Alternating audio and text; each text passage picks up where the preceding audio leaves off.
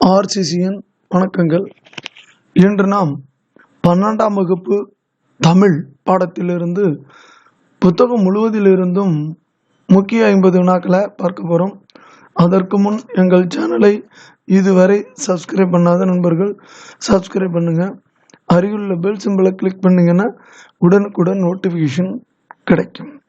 வாங்க வினாக்களை பார்ப்போம். 1வது வினா, 1983 வெளிவந்த சிற்பி பாலசுப்ரமணியத்தின் முதல் கவிதை தொகுப்பு நிலவுப்பூ.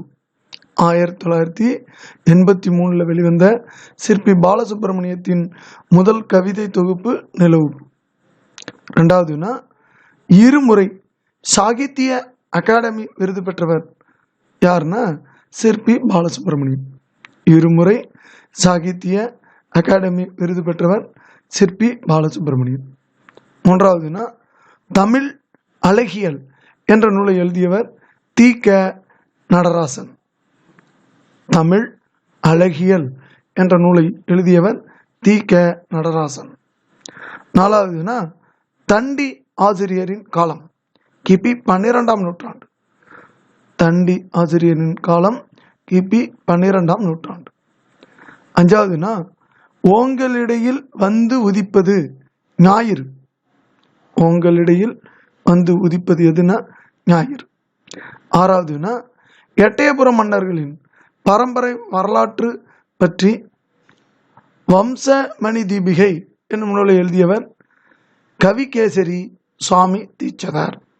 எட்டயபுரம் மன்னர்களின் பரம்பரை வரலாற்று பற்றி வம்சமணி தீபிகை என்னும் நூலை எழுதியவர் யாருன்னா கவிகேசரி சுவாமி தீட்சிதர். 7வது வினா, வ.உ. சிதம்பரனாரின் வாழ்க்கை வரலாற்றை எழுதியவர் பரளிசு நெல்லையப்பர். வ.உ.சியோட வாழ்க்கை வரலாற்றை எழுதியவர் பரளிசு நெல்லையப்பர்.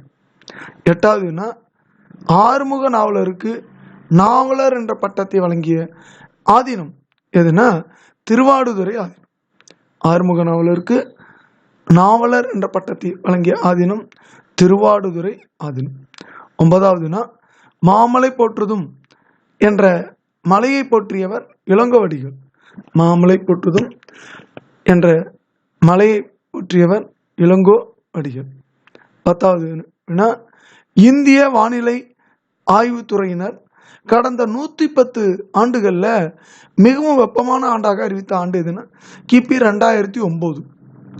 கிபி 2009 தான் ரொம்ப வெப்பமான ஆண்டா அறிவிச்சிருக்காங்க. 11வது வினா, கவிஞர் ஐயப்ப மாதவன் பிறந்த ஊர் நாட்டரசன் கோட்டை. கவிஞர் ஐயப்ப மாதவனின் பிறந்த ஊர் நாட்டரசன் கோட்டை. 12வது வினா, பாண்டியன் நெடுஞ்செழியனை பாட்டுடைய தலைவனாக கொண்ட நூல் நெடுநல் வாடை. பாண்டியன் நெடுஞ்செழியனை பாட்டுடை தலைவனாக கொண்ட நூல் நெடுநல் வாடை. 13வது வினா, புனையா ஓவியம் யாருன்னா பாண்டி மாதேவி. புனையா ஓவியம்னு யாரை சொல்றாங்கன்னா பாண்டி மாதேவி. அடுத்த 14வது வினா, கன்னி என்பதன் 3 சொல்லி எண்ணி. கன்னி என்பதன் பொருள் தலையில் சூடும் மாலை. கன்னி என்பதன் பொருள் தலையில் சூடும் மாலை. 15வது வினா, 19ஆம் நூற்றாண்டில் தென்னிந்தியாவில் ஏற்பட்ட மிக கொடிய பஞ்சம் எதுனா தாது வருட பஞ்சம். 1876 1878 வரைக்கும் 19ஆம் நூற்றாண்டில் தென்னிந்தியாவில் ஏற்பட்ட மிக கொடிய பஞ்சம் தாது வருட பஞ்சம். 1876 1878 வரைக்கும் இருந்த பஞ்சம். 16வது வினா, தமிழின் முதல் நாவல் பிரதாப முதலியார் சரித்திரம். அதை இயற்றியவர் யாருன்னா மாயிரம் வேதநாயகம் பிள்ளை. தமிழின் முதல் நாவல் பிரதாப முதலியார் சரித்திரத்தை இயற்றியவர் மாயிரம் வேதநாயகம். 17வது வினா, குடும்பம் என்னும் சொல் முதலில் காணப்படும் இலக்கியம் திருக்குறள். குடும்பம் என்னும் சொல் முதலில் காணப்படும் இலக்கியம் எதுனா திருக்குறள். 18வது வினா, என் மகள் ஒருத்தியும் பிறல் மகன் ஒருவனும் என்னும் பாடல் வரி இடம்பெற்றுள்ள நூல் கலித்தொகை. என் மகள் ஒருத்தியும் பிறல் மகன் ஒருவனும் என்னும் பாடல் வரி இடம்பெற்றுள்ள நூல் கலித்தொகை.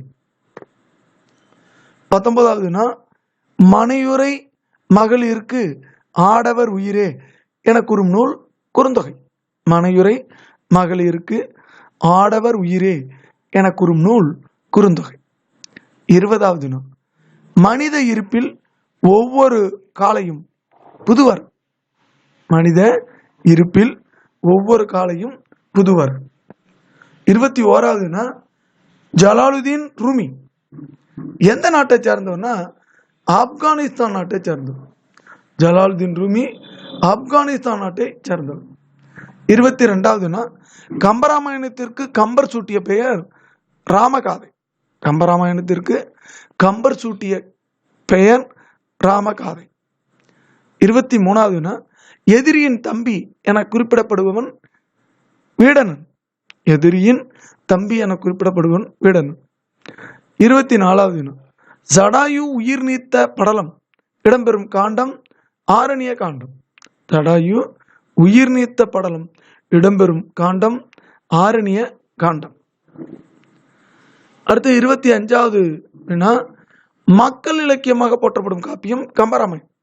மக்கள் இலக்கியமாக போற்றப்படும் காப்பியம் கம்பராமாயணம். வேடுவர் தலைவன் யாருன்னா குகன். வேடுவர் தலைவன் யாருன்னா குகன். அடுத்து பூமணியின் இயற்பெயர் பூ மாணிக்க வாசகர். பூமணியோட இயற்பெயர் பூ மாணிக்க வாசகர்.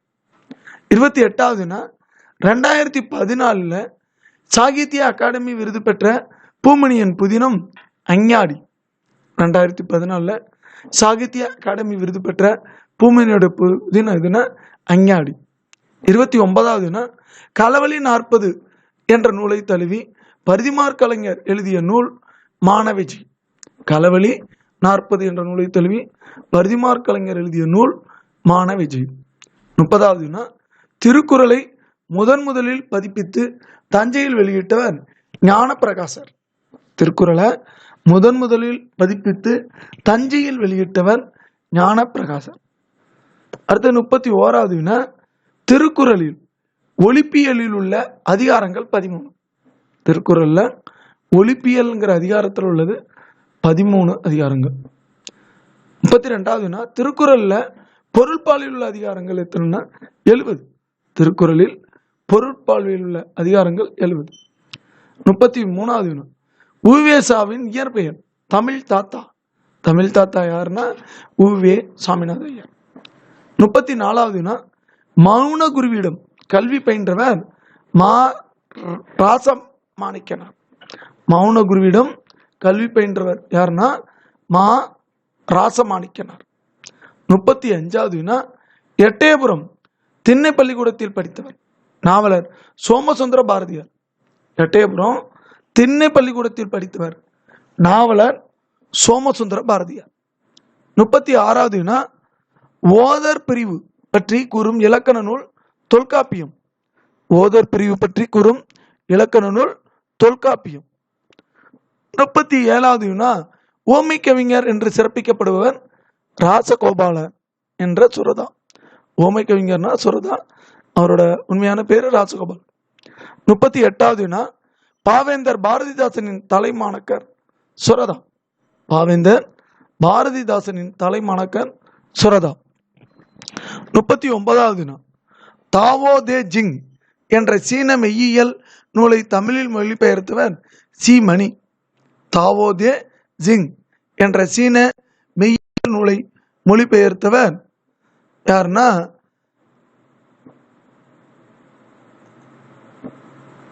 சீமணி. 40வது ஔவையாரின் பாடலுக்கு பரிசில் தராமல் காலம் நீடித்தவர் யார்? அதியமான். ஔவையாரோட பாடலுக்கு பரிசில் தராமல் காலம் நீடித்தவர் அதியமான். 41வது ஞானசாகரம் என்ற இதழை நடத்தியவர் மறைமலை அடிகள். ஞானசாகரம் என்ற இதழை நடத்தியவர் யாருன்னா மறைமலை அடிகள். 42வது இந்தியாவின் முதல் பொது நூலகம் கன்னிமாரா நூலகம். இந்தியாவோட முதல் பொது நூலகம் கன்னிமாரா நூலகம்.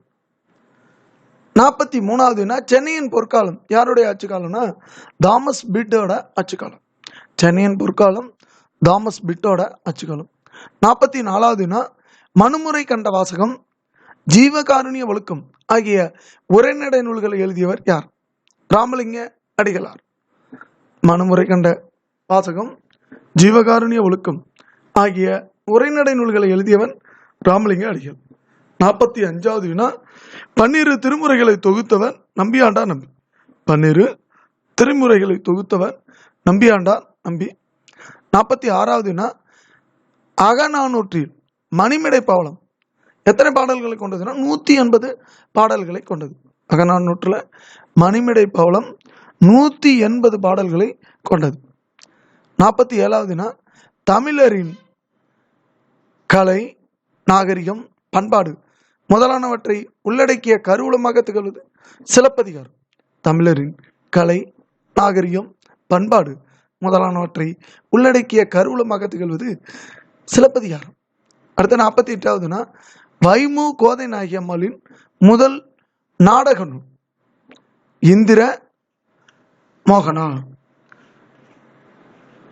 வைமு கோதை நாயகியோட முதல் நாடக நூல் இது.